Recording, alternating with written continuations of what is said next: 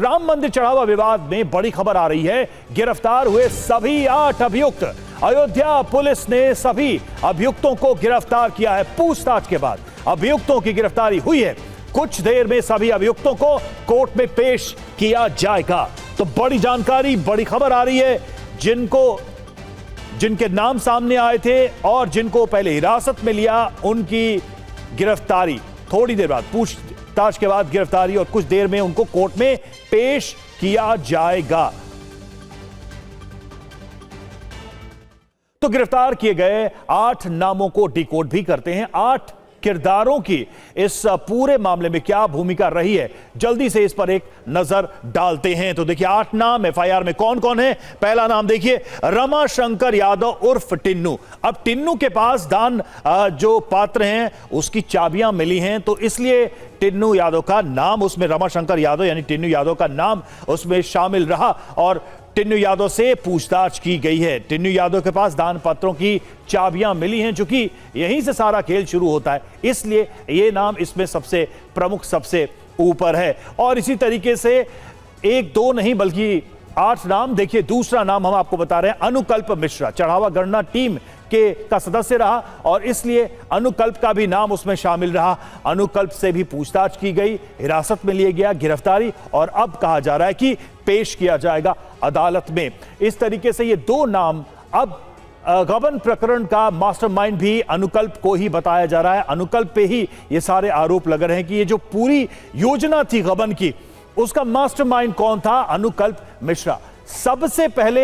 शिकंजा भी अनुकल्प मिश्रा पर ही कसा गया। जब एसआईटी ने जांच शुरू की तो सबसे पहली गाज जो है अनुकल्प मिश्रा पर ही गिरी थी। और तीसरा नाम आइए, लवकुश मिश्र का नाम आया है। करीब 10 लाख रुपए नगद लवकुश के पास बरामद हुए हैं। यह तीसरा नाम है। इस तरीके से आप देखिए कि किसकी क्या भूमिका रही है। अनुकल्प मिश्र का बहनोई है लवकुश। आप समझ सकते हैं अनुकल्प और लवकुश का चूंकि रिलेशन भी है और दोनों इसमें इन्वॉल्व भी हैं, दोनों का नाम है। चौथा नाम मनीष यादव, टिन्नू यादव का भतीजा है। मनीष यादव यानी कि मनीष का कनेक्शन टिन्नू यादव से जुड़ा हुआ है और देखिए ये नाम भी इसमें आया है और एफआईआर में इसका भी नाम है। टिन्नू ने 5 महीने यहां रहा और मनीष से कुछ नकदी भी बरामद हुई है। मनीष यादव से ये कैश भी बरामद किया गया है। 5वां नाम देखिए, सुभाष श्रीवास्तव, चढ़ावा गणना टीम का सदस्य सुभाष श्रीवास्तव जिनका नाम है और चढ़ावा की निगरानी देखता था ये व्यक्ति जिसका नाम एफआईआर में। ये 5वां नाम जिसका हम जिक्र कर रहे हैं। बैंक से रिटायर्ड होकर ट्रस्ट कर्मी बना और इस तरीके से ये सारे नाम सामने आ रहे हैं। तो देखिए ये लिस्ट और अभी लंबी हो सकती है, यही कहा जा रहा है। हमारे 2 सहयोगी इस वक्त हमारे साथ जुड़ चुके हैं और उनसे हम बातचीत करेंगे और इस पूरे मामले को और समझने की कोशिश करेंगे। विपिन चौबे हमारे साथ अयोध्या से जुड़े हुए हैं और हमारे साथ अभिजीत ठाकुर भी जुड़े हुए हैं। विपिन के पास सबसे पहले जाएंगे। विपिन, ये लिस्ट आगे बढ़ सकती है, यही कहा जा रहा है और ये भी सवाल उठ रहे हैं कि जो छोटे कर्मचारी हैं उनके ऊपर ही ठीकरा फोड़ा जा रहा है। क्या यह माना जाए कि अभी इस जांच के दायरे में बड़े नाम भी आ सकते हैं?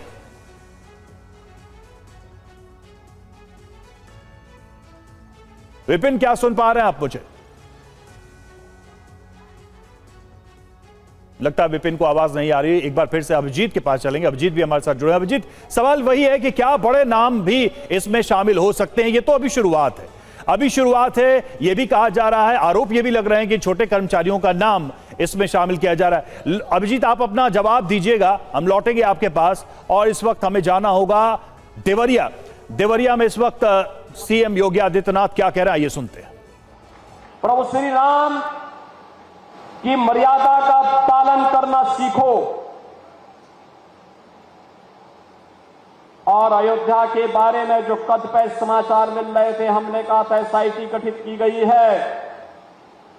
एसआईटी की रिपोर्ट आने के साथ ही हमारी कार्रवाई भी प्रारंभ हो जाएगी और आपने देखा होगा एसआईटी की रिपोर्ट आई, तुरंत कार्रवाई प्रारंभ हो गई। और मैं आश्वस्त करता हूं, जो मैंने कहा था दूध का दूध और पानी का पानी हम करके रहेंगे।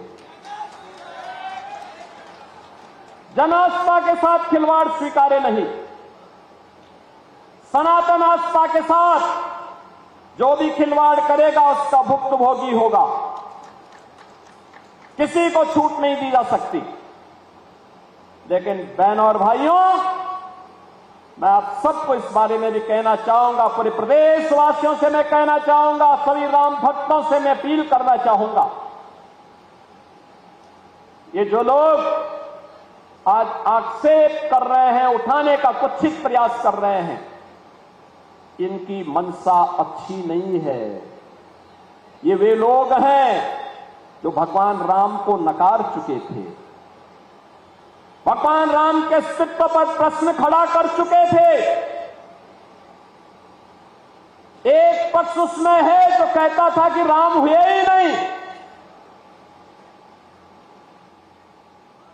एक पक्ष कहता था राम हुए ही नहीं।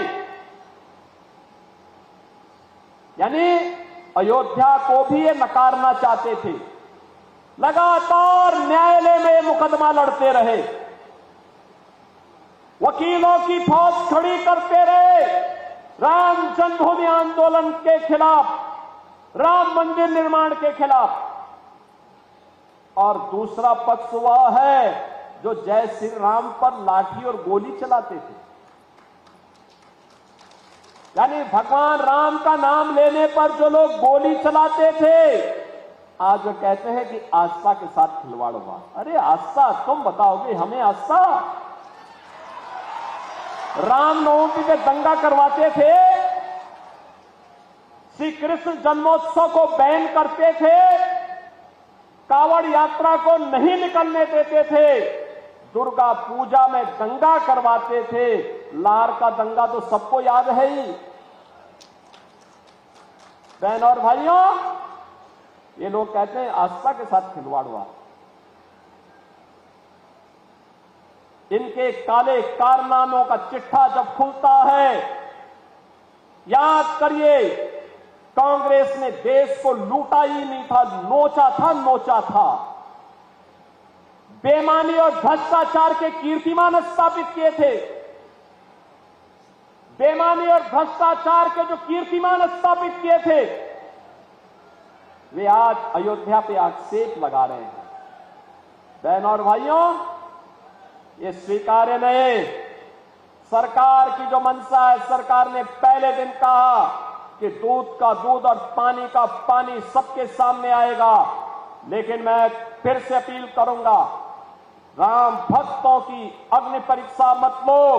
राम भक्तों के साथ, उनकी आस्था के साथ खिलवाड़ करना बंद करो। अगर तथ्य नहीं है, पुष्ट प्रमाण नहीं है, तो आरोप प्रत्यारोप बंद करो। और प्रमाण है तो एसआईटी को सबूत सहित प्रमाण प्रस्तुत करो।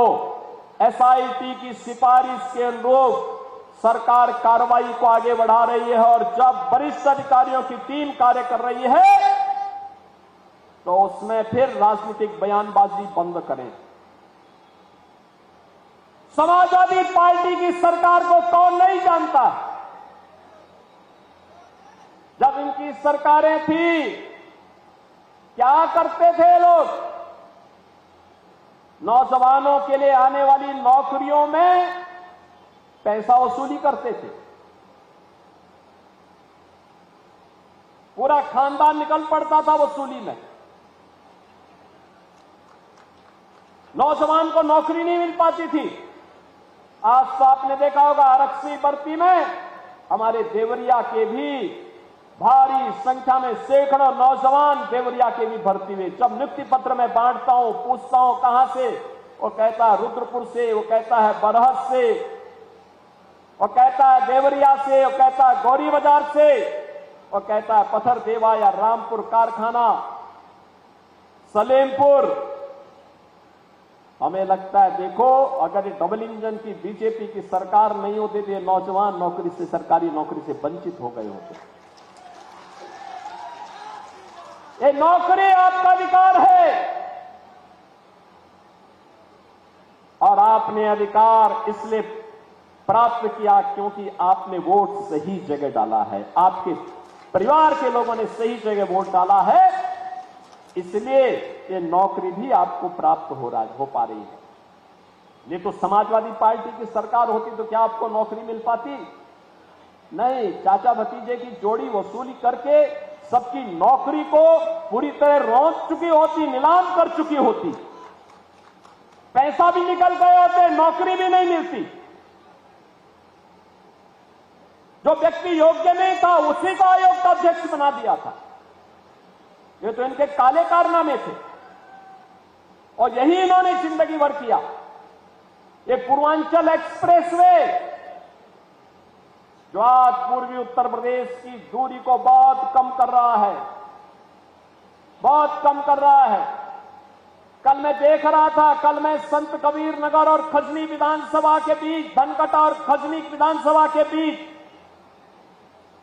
ऐसे ही एक कार्यक्रम में गया था और वहां पर मैं देख रहा था पूर्वांचल एक्सप्रेसवे की कनेक्टिविटी ने लोगों के जीवन में कैसे परिवर्तन किया है। बहनों और भाइयों, ये पूर्वांचल एक्सप्रेसवे समाजवादी पार्टी ने इसका टेंडर कर दिया था 2016 में। ध्यान से सुनिए, टेंडर किया था इन्होंने 110 मीटर चौड़ा, 340 किलोमीटर लंबा। इसकी लागत इन्होंने तय की थी 15,800 करोड़ रुपए में। 15,000 करोड़ रुपए से ऊपर की लागत इनके समय में आ रही थी। जब सरकार आई, बीजेपी की सरकार आई, मैंने 4-5 महीने के बाद जब मैं समीक्षा कर रहा था, मैंने पूछा भी क्या प्रगति है पूर्वांचल एक्सप्रेसवे की। मुझे बताया गया कि जीरो। मैंने कहा जीरो क्यों? कहा साहब जमीन ही नहीं है। मैंने कहा जमीन नहीं तो टेंडर कैसे हो गया?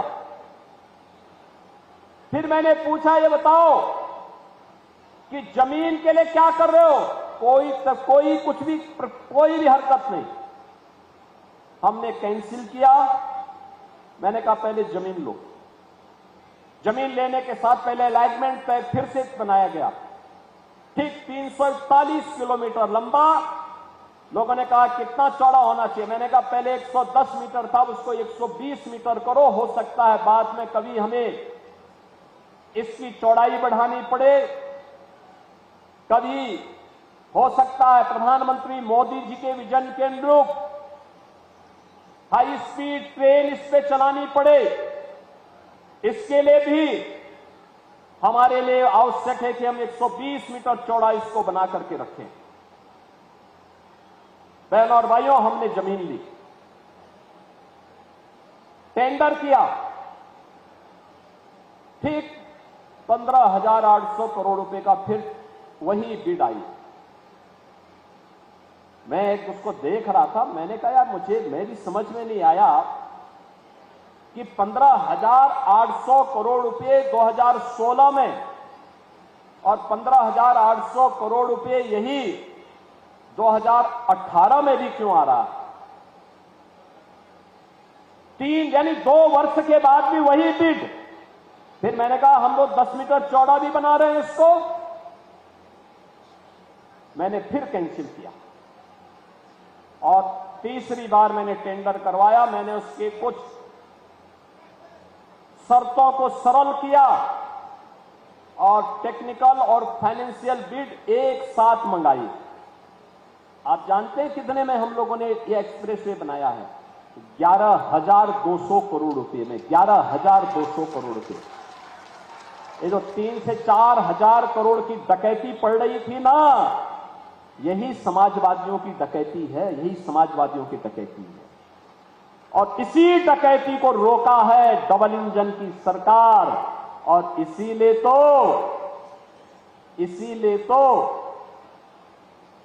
समाजवादी पार्टी को बुरा लग रहा है कि उनकी डकैती को पूरी तरह रोकने का काम ये डबल इंजन की सरकार कर रही है। इसलिए छटपटाहट है। उसी छटपटाहट में जब इनको कुछ नहीं मिला तो जन आस्था के साथ खिलवाड़ कर रहे हैं, राम भक्तों पर आक्षेप कर रहे हैं, अयोध्या धाम को बदनाम कर रहे हैं।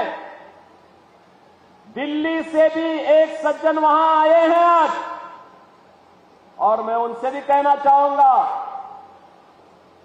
कि दिल्ली की जनता ने उन्हें 15 वर्ष तक अवसर दिया, लेकिन दिल्ली को उन्होंने बर्बादी के सिवाय कुछ नहीं दिया, भ्रष्टाचार के सिवाय कुछ नहीं दिया। आज मैं उनसे पूछना चाहूंगा, अयोध्या कोई डबल इंजन सरकार ने 9 वर्ष में जो सजाया है, जो संवारा है, देखिए इस मॉडल को और फिर अपने कारनामों पर पश्चाताप करो कि अगर यही न्याय जो अयोध्या के साथ डबल इंजन की बीजेपी की सरकार ने किया है, अगर यही न्याय आम आदमी पार्टी दिल्ली के साथ करती, दिल्ली भी ऐसी ही चमकती जैसे आज अयोध्या धाम चमक रहा है। तो देवरिया में मुख्यमंत्री योगी आदित्यनाथ बोल रहे थे। और देखिए, राम मंदिर मामले में जो भी इस वक्त कार्रवाई चल रही है उसको लेकर यह कहा जा रहा है, बड़ी खबर आ रही है कि आज बड़ी कार्रवाई हो सकती है। सूत्रों के हवाले से यह जानकारी सामने आ रही है, कुछ बड़े नाम पर कार्रवाई संभव है। आज कुछ इस्तीफे भी हो सकते हैं, एफआईआर में और नाम जोड़े जा सकते हैं। तो देखिए, बड़े नाम जोड़े जा सकते हैं, कार्रवाई हो सकती है, इस्तीफे भी हो सकते हैं। जैसे जैसे ये मामला आगे बढ़ता जा रहा है, इसकी जांच का और कार्रवाई का दायरा भी बढ़ता जा रहा है। और पुलिस ने 8 अभियुक्तों के बयान भी दर्ज किए हैं। देखिए, अयोध्या पुलिस को अभी तक एसआईटी रिपोर्ट नहीं मिली है। एसआईटी रिपोर्ट मिलने के बाद जांच में नए नाम संभव हैं। सभी अभियुक्तों के बैंक खातों की जांच भी की जाएगी।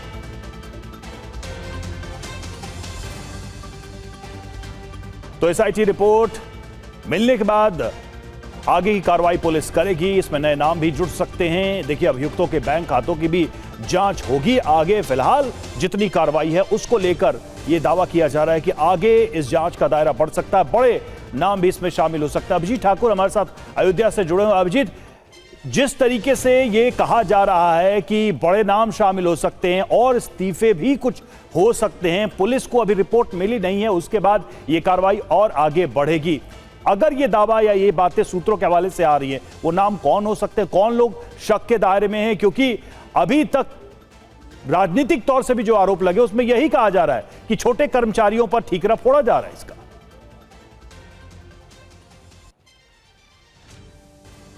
निश्चित तौर पर रवि, और अभी की जो जांच चल रही है वो तहरीर के आधार पर जो एफआईआर दर्ज की गई है उसके आधार पर 8 जो आरोपी हैं उनसे पूछताछ कर रही है अलग अलग से पुलिस, और उनके स्टेटमेंट भी रिकॉर्ड किए जा रहे हैं। उसके बाद उस स्टेटमेंट का मिलान भी किया जाएगा। लेकिन इस एफआईआर में अभी गुंजाइश बचती है। गुंजाइश हम इसलिए कह रहे हैं क्योंकि अज्ञात के खिलाफ भी एफआईआर है, और उसके बाद जब एसआईटी की प्रारंभिक रिपोर्ट के आधार पर जांच शुरू होगी, जो कि अभी तहरीर के आधार पर जांच हो रही है, क्रिमिनल इन्वेस्टिगेशन की शुरुआत अब पूरे मामले में इस एफआईआर के दर्ज होने के बाद हो गई है, तो पूरी गुंजाइश इस बात की रहती है कि और भी जो आरोपी हैं या और भी संलिप्त लोग इसमें सामने आएंगे, उनके भी नाम सामने आएंगे, और उसके बाद इस एफआईआर का दायरा और बढ़ता जाएगा। बड़े नामों की जहां तक आप बात कर रहे थे, तो निश्चित तौर पर ट्रस्ट से जुड़े हुए लोग, ट्रस्टी भी संदेह के घेरे में हैं, उनसे भी पूछताछ हुई है और उन पर भी बड़े आरोप लग रहे हैं। तो जब उन आरोपों की जांच शुरू होगी, जैसे कि शिकायत भी दी गई है, तो उस एंगल से जब जांच शुरू होगी तो फिर उनके नाम भी सामने इसमें आ सकते हैं। इस बात की संभावना भी जताई जा रही है। सूत्रों से हमें जानकारी मिल रही है कि इस एफआईआर को एक तो अंतिम एफआईआर ना मानी जाए, और ये जो 8 नाम है यही अंतिम नाम ना माने जाए। इसमें बैंक के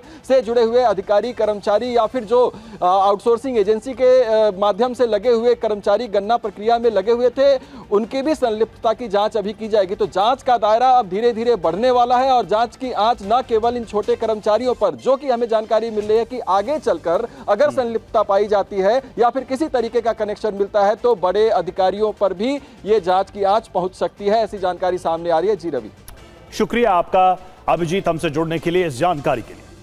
और देखिए, राम मंदिर के चढ़ावा विवाद में एक और अपडेट है। एफआईआर दर्ज होने के बाद चंपत राय पर दबाव बढ़ गया है।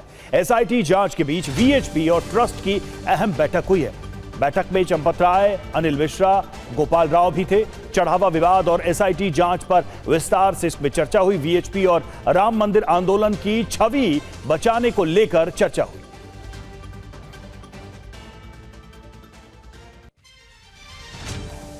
और देखिए, एफआईआर दर्ज होने के बाद कांग्रेस के कई नेता हमलावर हैं। दिग्विजय सिंह ने पूछा, चंपत राय की गिरफ्तारी क्यों नहीं? अजय राय ने जांच करने वाले अफसर पर ही सवाल उठाए हैं। क्या कहा है इन दोनों ने, आइए सुनते हैं। जो चंपत राय जो हैं, वो ऐसे व्यक्ति हैं जो बड़े सादगी से तो रहते हैं, लेकिन करोड़ रुपए उन्होंने, पहली बात तो जमीनों में गड़बड़ करी, तब कोई संज्ञान में नहीं लिया गया। मैं आपसे कहना चाहता हूं, इतने प्रमाण मिलने के बाद भी चंपत राय को अभी तक गिरफ्तार क्यों नहीं किया गया, अनिल मिश्रा को गिरफ्तार क्यों नहीं किया गया। मैं इस बारे में माननीय प्रधानमंत्री से अनुरोध करूंगा कि आपने जब से विश्व हिंदू परिषद को ये सौंप दिया है, लूट मची हुई है। जो एसआईटी का गठन हुआ, गठन में ही पहली बात उसमें दागदार अधिकारी को बनाया गया। जो विजय विश्वास पंत, जो उसका जो मेन अध्यक्ष है, वो इलाहाबाद के भगदड़ में मेन व्यक्ति है, जिसने सुबह अनाउंस किया, उठो उठो सवेरा हो गया, जो सोवत है वो खोवत है, जो जागत है सो पावत है, अमृत वर्षा हो रही है, जाओ जल्दी से। उसके बाद भगदड़ हुई, वो अधिकारी जांच समिति का अध्यक्ष बनाया गया एसआईटी का। तो इसे साबित हो गया कि पूरी तरीके से जो सरकार चाहेगी उस तरीके से विजय विश्वास पंत काम करेंगे, ये साबित हो गया। अब ये आप देख लीजिए कि जो एफआईआर इन्होंने किया, वो एफआईआर भी कांग्रेस के दबाव में हुआ, क्योंकि कल पूरे उत्तर प्रदेश के अंदर कांग्रेस पार्टी सड़क पर उतरकर महामहिम राज्यपाल को हमने पत्र रख दिया कि तत्काल वो सरकार को निर्देश दें, ट्रस्ट को निर्देश दें कि वो लोग मुकदमा दर्ज करें और मुकदमा दर्ज करके कार्रवाई करें। और वीएचपी के अंतर्राष्ट्रीय अध्यक्ष आलोक कुमार का बयान सामने आया है। किसी को बचाने का सवाल ही नहीं, ये आलोक कुमार ने कहा है। एसआईटी जांच और एफआईआर से संतुष्ट हूं, जिनके खिलाफ आरोप उनके नाम एफआईआर में हैं, ये आलोक कुमार का बयान है। क्या कहा उन्होंने, आइए सुनिए। कि ये आरोप लगने के बाद में तुरंत एसआईटी की मांग की गई। मांग ट्रस्ट ने की। जब वो लोग जांच करने के लिए आए तो चंपत जी उस जांच के लिए प्रस्तुत हुए स्वयं, और फिर जैसे ही एसआईटी की रिपोर्ट सामने आई, जितने नाम थे उनके नाम लिखे, जिनके नाम नहीं थे पर हो सकते हैं तो एवं अन्य लोग लिखा, और जिस दिन उनको नाम मिले उसी दिन एफआईआर हो गई। मैं इससे संतुष्ट हूं। तो आलोक कुमार का बयान आपने सुना, और उन्होंने कहा कि अब तक जो जांच हुई है उससे मैं संतुष्ट हूं। चंपत राय को लेकर भी उन्होंने कहा कि चंपत राय एसआईटी के सामने प्रस्तुत हुए, एसआईटी ने जो भी सवाल जवाब किए उसका उन्होंने जवाब दिया, और उसी के आधार पर जिन लोगों के नाम आए हैं, जिनके खिलाफ एफआईआर होने वाली है या हो सकती है, उसको लेकर उन्होंने संतोष जाहिर किया और कहा है कि एसआईटी और पुलिस की जांच आगे बढ़ेगी और स्थिति और ज्यादा स्पष्ट हो जाएगी। कुल मिलाकर वीएचपी ने संतोष प्रकट किया है इस पूरे मामले में। चलिए आगे बढ़ते हैं, और अब खबर है जम्मू कश्मीर से, और अगली खबर का रुख करें। जम्मू कश्मीर में इस वक्त देखिए प्रोटेस्ट की तस्वीरें सामने आ रही हैं। बताया जा रहा है कि जम्मू में प्रदर्शन हुआ है चंदा चोरी को लेकर, ये जानकारी सामने आ रही है, और कई हिंदू संगठनों के लोग सड़कों पर उतरे हैं इस विषय को लेकर। सनातन बोर्ड के गठन की मांग की गई है। चंदा चोरी को लेकर जम्मू में यह प्रदर्शन किया गया है। तो विरोध प्रदर्शन भी जम्मू से हुआ, तस्वीरें सामने आई, हिंदू संगठन सड़कों पर उतरे और सनातन बोर्ड के गठन की मांग भी की गई।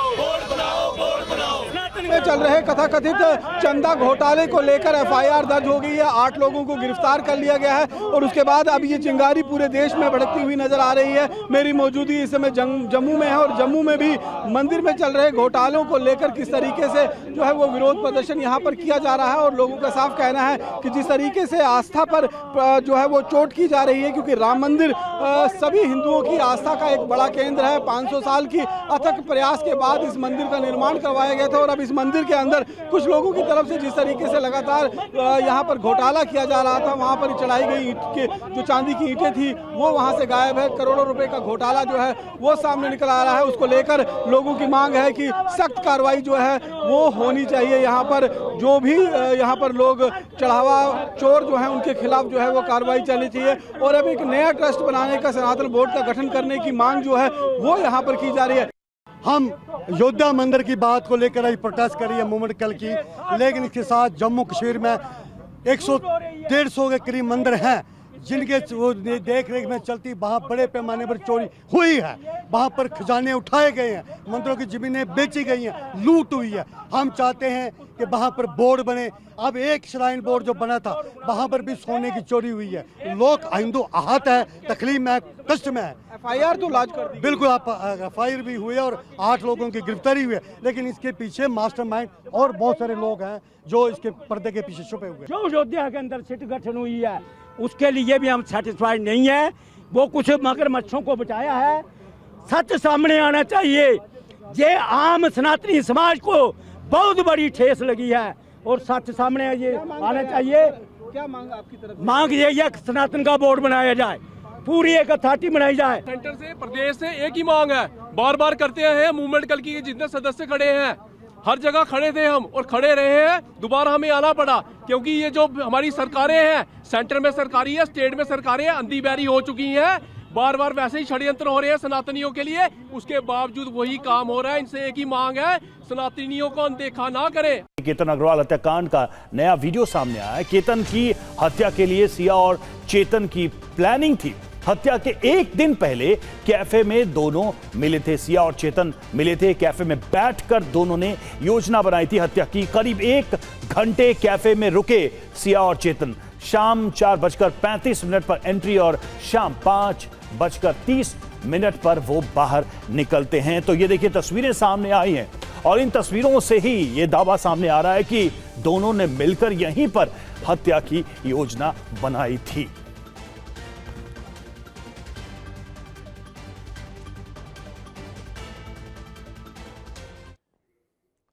तो चेतन सिया के नए वीडियो में क्या क्या है, एक नजर इस पर डालते हैं, विस्तार से समझते हैं इस तस्वीर को भी।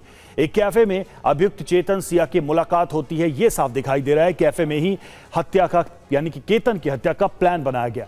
कैफे के अंदर जाते दिखाई दे रहे हैं चेतन और सिया। कैफे के बाहर बैठे दिखाई दिए चेतन और सिया। कैफे के बाहर बैठकर बातचीत कर रहे हैं, वीडियो में दिखाई दे रहा है। 17 जून का ये वीडियो बताया जा रहा है। 5:30 बजे तक ये वहां पर मौजूद है। अब आपको उस कैफे के CCTV 9 की ग्राउंड रिपोर्ट दिखाते हैं जहां सिया और चेतन की मुलाकात हुई थी। सिया ने अपने मंगेतर चेतन को मारने की साजिश अपने बॉयफ्रेंड चेतन के साथ इसी रेस्टोरेंट में की थी। पुणे के लुल्ला नगर में ये रेस्टोरेंट है। हत्या के 2 दिन पहले सिया और चेतन इसी रेस्टोरेंट में यहाँ यही कुर्सियों पे आके बैठे और यहाँ पे उन्होंने काफी ढेर सारी बातें की। कई तरह से सोचा कि हम इसको किस तरह से केतन को निपटाया जाए, इसके लिए बाकायदा प्लानिंग हुई, साजिश हुई। इतना ही नहीं, हमें वो CCTV में दिखता है कि सिया चेतन को घुटने पर बैठकर कन्विंस करती है कि हमें किसी भी प्रकार से केतन की हत्या करनी है। और केतन हत्याकांड पर पुलिस सूत्रों से नई जानकारी सामने आई है। अभियुक्त चेतन ने प्लान को अपने हाथ में लिया। 2 बार प्लान फेल होने पर चेतन ने सिया से कहा, तुमसे नहीं हो पाएगा, अब मैं करता हूं इसका काम। प्लान को जल्द अंजाम देने का चेतन ने डाला दबाव।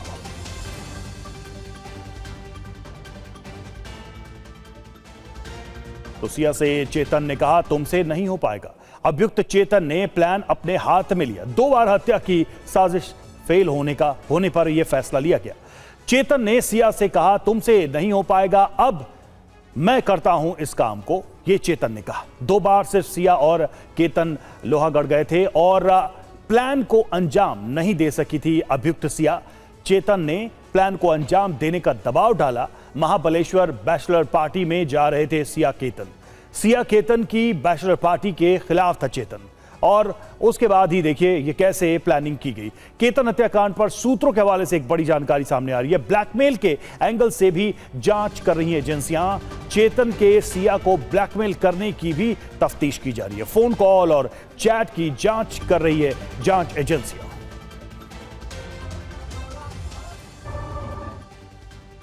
जयप्रकाश सिंह हमारे साथ, हमारे सहयोगी इस वक्त जुड़े हुए हैं, सीधे चलेंगे उनके पास। जयप्रकाश, कई सारी बातें सामने आ रही हैं और अब तो यह भी आ रहा है कि किस तरीके से आखिरी वक्त में प्लानिंग की गई।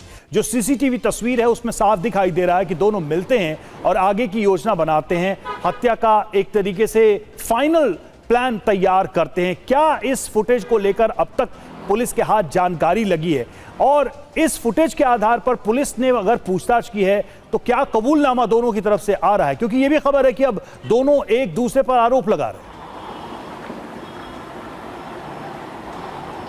बिल्कुल सही कहा आपने। देखिए 3 दिन हो चुके हैं पुलिस कस्टडी में चेतन चौधरी और सिया गोयल को, और लगातार पुलिस इनसे पूछताछ कर रही है। पुलिस इन्हें हर उस जगह पर ले जा रही है जहां पर इन्होंने हत्या की साजिश की प्लानिंग करी, या फिर वो बैंक गए थे, या फिर वो रेस्टोरेंट गए थे, सिनेमा हॉल गए थे, यहाँ तक कि कुछ दोस्तों के यहाँ भी ये गए थे। उन दोस्तों से भी पुणे पुलिस लगातार पूछताछ कर रही है। पुणे पुलिस की इस वक्त करीब 5 टीमें पुणे शहर, लोनावला और पिंपरी चिंचवड़ में अलग अलग जगह पर इन्वेस्टिगेशन में लगी हुई है। साइबर फॉरेंसिक जो ब्यूरो है वो भी इन्वेस्टिगेशन में लगा हुआ है। इस बारे में जांच की जा रही है कि सिया गोयल के अकाउंट से चेतन चौधरी के अकाउंट में कितने पैसे ट्रांसफर हुए, या चेतन चौधरी के परिवार के, उनके नौकरों के, उनके कर्मचारी और स्टाफ के अकाउंट में कितने पैसे ट्रांसफर हुए, जिसे बाद में चेतन ने कैश विड्रॉ करके निकाला। क्योंकि ये बात सामने आ रही है कि चेतन कहीं ना कहीं इस पूरे रिलेशनशिप में सिया को खोना नहीं चाह रहा था। सिया से वो पैसे ले रहा था या नहीं ले रहा था। सिया ने इस पूरे जो मर्डर प्लॉट है, लार्जर कॉन्स्पिरेंसी है मर्डर की, इसके लिए चेतन को कुछ पैसे दिए थे क्या, कितने पैसे दिए थे, क्या इसमें कुछ और लोग इन्वॉल्व हैं, इन तमाम चीज़ों की जांच चल रही है। अब तक 50 से ज़्यादा सीसीटीवी पुणे पुलिस ने अपनी कस्टडी में ली है, जिसमें उस कैफे के सीसीटीवी भी है जहां पर हत्या के ठीक 2 दिन पहले, यानी कि 18 जून के 2 दिन पहले 16 जून को मर्डर की कॉन्स्पिरेंसी रची गई थी। वहां पर सिया गिड़गिड़ाते हुए नजर आ रही है, चेतन को कन्विंस करते हुए नजर आ रही है। बहुत सारी ऐसी बातें हैं। बिल्कुल जयप्रकाश, तो इस मामले में पुलिस हर सूत्र खंगाल रही है ताकि मामले की तह तक पहुंचा जा सके। बहुत बहुत शुक्रिया आपका। और आइए आपको सुनाते हैं सिया और चेतन के माता पिता ने इस पूरे मामले में क्या कहा है। बड़ी पीड़ा ये है कि जो भी है, जिसने जो भी ये किया है, उससे सख्त से सख्त सजा मिले, और जैसे हमारा केतन जिस किले से गिरा है, इसमें जो भी आरोपी पाया जाए, उसमें भले मेरी खुद की बेटी क्यों ना हो, उसे भी वहीं से धक्का दे दिया जाए।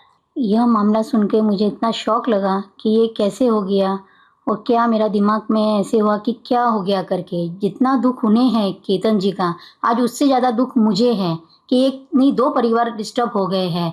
दोनों परिवारों में केतन जी भी इतने अच्छे थे। अगर किसी का इसमें दोष हो तो उसे सख्त से सख्त सजा होनी चाहिए, चाहे उसमें मेरी बेटी भी हो। अगर मेरी बेटी का दोष निकले तो जहाँ से केतन जी को गिराया गया या जो गिरे हैं, वहाँ से ही उस दोषी को गिराया जाए। हाँ, उसको फंसाया जा रहा है, मतलब उसको उसका उसमें कुछ इन्वॉल्वमेंट नहीं है। चेतन ने बोला इसलिए, बाकी पहले तो अपने को कुछ मैटर मालूम नहीं।